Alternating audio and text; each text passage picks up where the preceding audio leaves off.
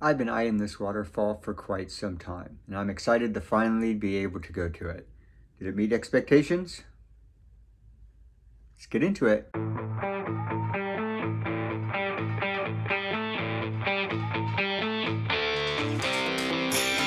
So Dry Creek Falls is located in the Columbia River Gorge, right by the Bridge of the Gods.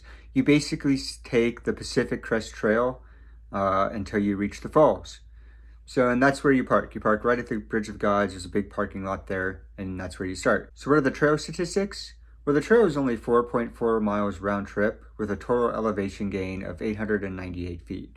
Any time of the year is a good time of the year. I think either spring or fall would be the best time to do this trail, because particularly in fall, because you have a lot of big leaf maples and vine maples, which would really add to the fall color.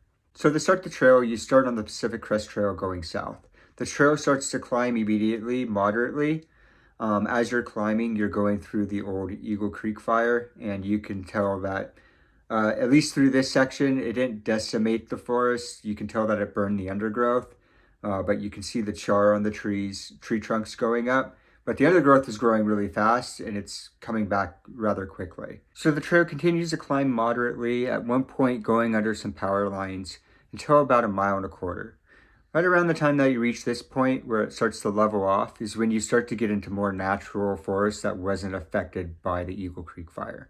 And at this point, the trail kind of contours around the hillside until about 2 miles you reach an intersection. If you go straight, you're continuing along the Pacific Crest Trail. You want to take the right fork. There's a sign there that says Dry Creek Falls. It's only about another 0.2 miles, but it does climb steeply to get to the falls. So some of the things I really liked about this trail is, first off, the waterfall. The waterfall might be small. It kind of comes out of a real steep slot in the canyon and kind of falls down. It's not overly tall or big, but it is scenic for what it is. And not only that, but the trail after you get through the old Eagle Creek fire and you get into the more natural forest is quite pretty. But that being said, there's a few things to note here. When I did this trail on a weekend, late spring, early summer, and the trail was packed.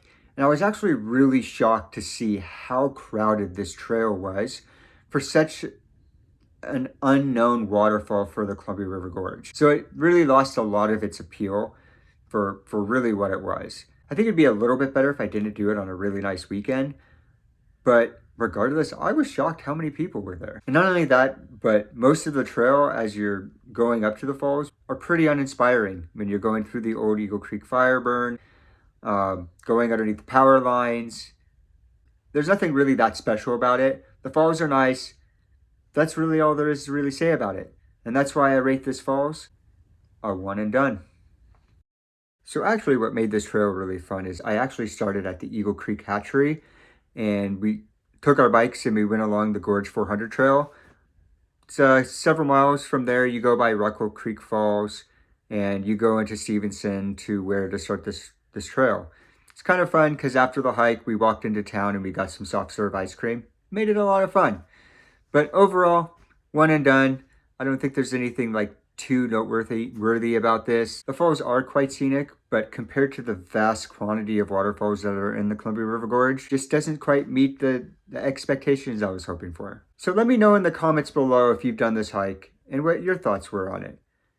And again, if you like this video and want to see more videos, hit the subscribe button and we'll see you in the next video.